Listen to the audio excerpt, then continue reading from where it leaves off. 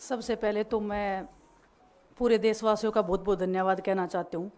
आप media persons का भी, क्योंकि आप लोग ही हम लोगों को इतना through out the journey wrestling में आपने सपोर्ट किया है।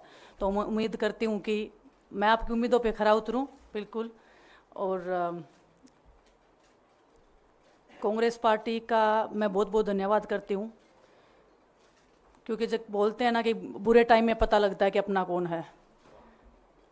जब हम रोड पे घसीटे जा रहे थे तो छोड़ के बीजेपी को, देश में जितनी भी पार्टियां हैं वो हमारे साथ में थी, हमारे दर्द को समझ पा रही थी, हमारे आंसुओं को समझ पा रही थी। मैं बहुत प्राउड फील कर रही हूँ कि मैं एक ऐसी पार्टी में, एक ऐसी विचारधारा में हूँ जो महिलाओं के साथ हो रहा अन्याय और उनके साथ बुरे बर्ताव के खिलाफ खड़ी है। वो लड़ाई लड़ने के तैयार है, सड़क से लेकर संसद तक। और मैं विश्वास दिलाती हूँ पूरे देशवासियों को कि जो मेहनत, जो लगन से हमने रेसलिंग में काम किया है, हम चाहते हैं कि देश के हर एक नागरिक को जो दर्द, जो तकलीफ़ हमने झेली है, खासकर महिलाओं के लिए, हर एक उस महिला के साथ में हम खड़े हैं जो अपने आप को लाचार, अपने आप को बेबस समझती है। रेसलिंग में मैंने पूरा कोशिश किया कि मैं जितनी भी महिलाओं को, छोटी बच्चियों को इंस्पायर कर सकती हूँ। मैं चाहती तो मैं जंतर मंतर पे रेसलिंग छोड़ सकती थी, और सभी लोग भी मान रहे थे, पूरा देश इस चीज़ को विश्वास कर रहा था, क्योंकि बीजेपी आईटी सेल ने उस चीज़ को साबित करने की कोशिश की थी कि हम चले हुए कारतूस हैं, हम ख़त्म हो गए हैं, हम पॉलिटिक्स कर रहे हैं। उन्होंने बोला मैं नेशनल नहीं खेलना चाहती, मैंने नेशनल चैम्पियनशिप खेला। उन्होंने बोला ये ट्रायल्स दे के नहीं जाना चाहते, मैंने ट्रायल्स भी दिया। उन्होंने बोला कि ओलंपिक्स लेवल तक नहीं जाना चाहते, मैं ओलंपिक्स में गई, मैं फाइनल्स में गई। अनफॉर्चुनेटली परमात्मा को कोई और चीज़ मंजूर होगी। एक चीज़ मुझे पता है कि जब मेहनत आप करते हो तो ज़रूरी नहीं कि आपको उसी दिशा में मिले, कई बार दूसरी चीज़ों में भी आपको वो फल मिल जाता है।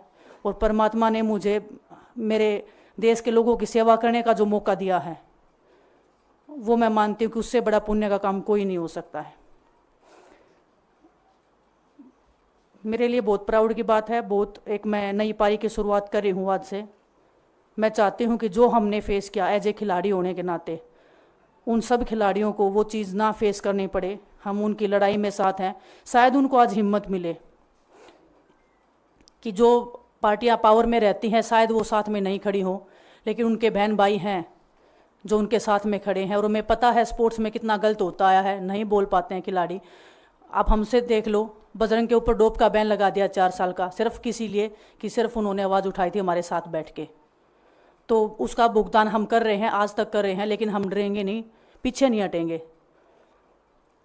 जो लड़ाई थी वो जारी है, ख़त्म नहीं हुई है। कोर्ट में हमारा केस चल रहा है, वो लड़ाई भी हम जीतेंगे, ज़िंदगी की जंग भी हम जीतेंगे। खेल में जैसे हमने कभी हार नहीं मानी है, तो हम इस नए प्लेटफॉर्म पे जो आ रहे हैं, देश की सेवा का भाव, और सिर्फ बोलने तक सीमित नहीं रहेगा ये। हम दिल से हमने खेल किया है और दिल से हम ये काम करेंगे, जी जान से मेहनत करेंगे, अपने लोगों के बीच में रहेंगे। जो भी हम अपने लोगों का भला कर सकते हैं, चाहे कितना ही % हमारे हाथ में होगा, वो हम करने की कोशिश करेंगे। और मैं अपनी बहनों को बताना चाहती हूँ कि आपकी बहन आपके साथ में है। किसी भी मुसीबत में, किसी भी पल, किसी भी क्षण आप ऐसे मत समझना कोई भी आपके साथ में नहीं है। जब कोई नहीं खड़ा होगा तो मैं आपके साथ में ज़रूर खड़ी रहूँगी, कांग्रेस पार्टी आपके साथ में ज़रूर खड़ी रहेगी। ये हमने फील किया था, और मैं वादे से कह सकती हूँ, दावे से कह सकती हूँ कि बिल्कुल आपके साथ भी खड़े रहेंगे। बहुत बहुत धन्यवाद आप सबका। धन्यवाद दिनेश जी। मैं बजरंग पुनिया जी से आग्रह करूंगा कि वो अपने विचार आपके सामने रखें। सभी को नमस्कार। और मैं धन्यवाद दूंगा केसी जी का, हरियाणा के प्रभारी हमारे दीपक बावरिया जी का, अध्यक्ष हमारे उदयभान जी का, पवन खेड़ा जी का, और विनीत पुनिया जी का, और जितने भी कांग्रेस के हमारे लीडर हैं उन सब का, कि हमें विनेश ने बताया कि बुरे समय में हमारे साथ खड़े हुए। जो आज बीजेपी की आईटी सेल बोल रही है कि इनका मकसद तो सिर्फ राजनीति करना था, हमने तो उनको लेटर भेजा था, वो जब भी नहीं आए। हमने तो बीजेपी के जो सांसद थी, जितनी भी महिला सांसद थी, उनके घर पे लेटर दिया था, वो फिर भी उन बच्चियों के साथ नहीं खड़े हो पाए। कांग्रेस पार्टी तो बिना कुछ हमने इनको बताया ये वहाँ पे हमारे साथ खड़े हुए। तो देश की बेटियों की जो आवाज़ उठाई उसका भुगतान हम कर रहे हैं। लेकिन ये चीज़ हमें पता लग गई कि जो अत्याचार बेटियों पे हुआ जंतर मंतर पे, उसके साथ सिर्फ बीजेपी पार्टी खड़ी हुई और सभी पार्टी हमारे साथ खड़ी थी। और जो भी आज हम इस पे कांग्रेस पार्टी में आए हैं, मैं धन्यवाद देता हूं सभी का।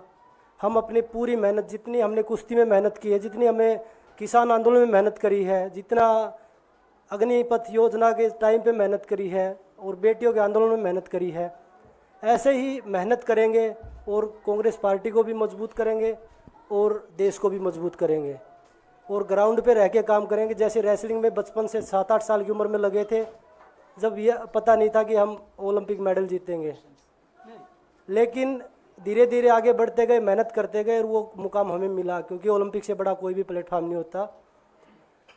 और जिस दिन विनेश फाइनल में गई, उस दिन पूरा देश जोश में था, पूरा जश्न हुआ। लेकिन अगले दिन जो घटना हुई, पूरा देश दुखी था।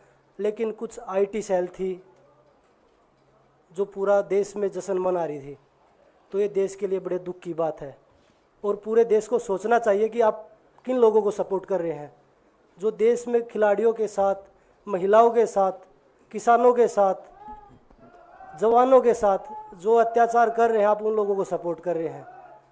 तो मैं यही बोलूँगा कि हम मिलके मजबूती से लड़ेंगे और जो संघर्ष की लड़ाई, उसमें हम हमेशा कांग्रेस के साथ खड़े रहेंगे।